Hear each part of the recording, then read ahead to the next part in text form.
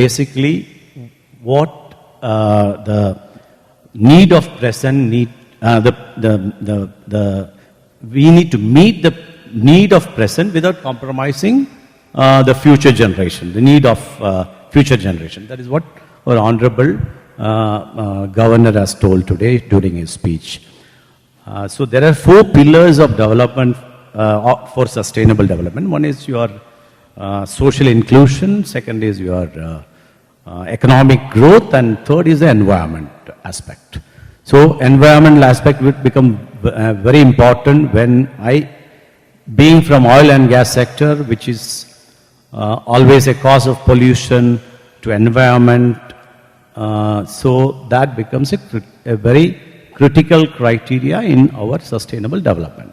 So let me start. Being an oil and gas industry, we started our industrial revolution. We were starting coal at the very beginning, which is enormous, finite resources are available in India. We started with coal, but it has very harmful effect on humans and environment. So then the development came. We started using oil, hydrocarbons, that is furnace oil, more MFOs, DFOs were used. So this is what we are doing over the period is we are slowly cutting down energy efficient methodologies are being used, and we are going ahead. So now where my company comes into picture, that is we are here, my company is AG&P Pratham, which is Atlantic, Gulf and Pacific, which is a Singapore-based company. We are into the development of city gas distribution network. So with the government of India's vision for 2030, that is we need a coverage of 70% of our population with natural gas, replacing all the LPG, the petrol, the petrol diesel which is being used for all the transport sector need to be slowly wiped out or replaced with a more environment friendly economic fuel.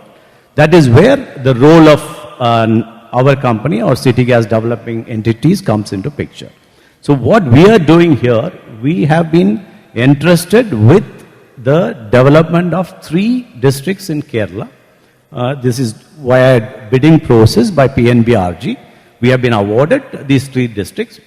Total, we have almost 35 districts in India, which we are in the process of developing.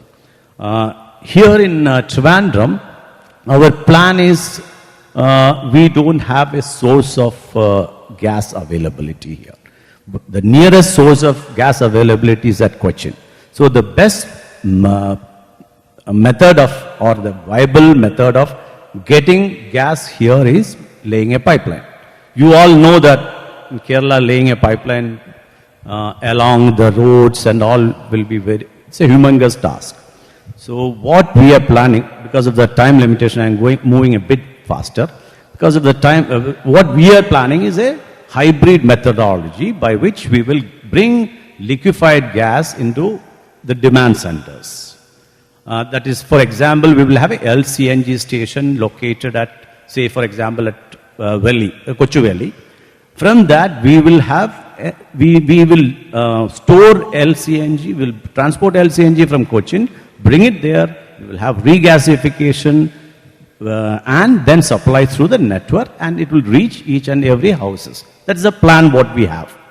That is where we are developing now. We are in the process of installing the mother station at Kochuveli, one at Cherthala. It is almost 60% completed. The pipelines are being laid. This particular project is included in the infra project of Kerala. One of the 13 projects, this is one of the projects what we are doing. So there is a huge support from the government of Kerala to fast track this project. Now coming back to natural gas. As our learned speaker, Mr. Jyotilal, spoke about hydrogen, natural gas will become a transition fuel. Basically because hydrogen development, natural gas will be contributing a lot for the hydrogen development.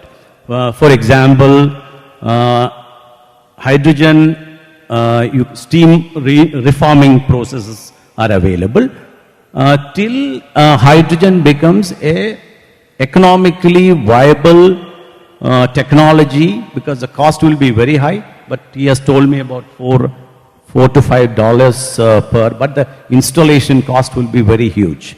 And you will sustaining that unless your renewable technology becomes viable, or a nuclear technology is a combination of that, maybe. You see in Dubai, solar park, you have a combination of PN technology available, which produces electricity during the day hours, because they have abundant sun available, abundant sunlight is available. So they produce electricity by which they produce hydrogen during the daytime, and that hydrogen is used to generate electricity for night hours. So that is how that combination will work. And again, world over the companies are working on natural gas, CC, you call it CCUS, carbon capture, utilization, storage facilities. So in combination with carbon capture technologies and solar combination, we may be able to develop and sustain, and then over a period of time, maybe in another 2 or 3 decades to come, we will be having a much cheaper or developed technology for electric EV and hydrogen.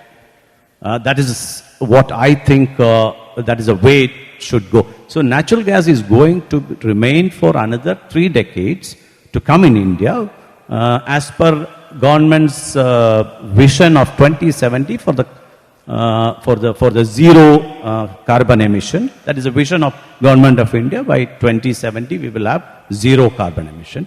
So to achieve that, this becomes a transition phase for the next 10, 30 years to come till 2050. That natural gas will play a key role.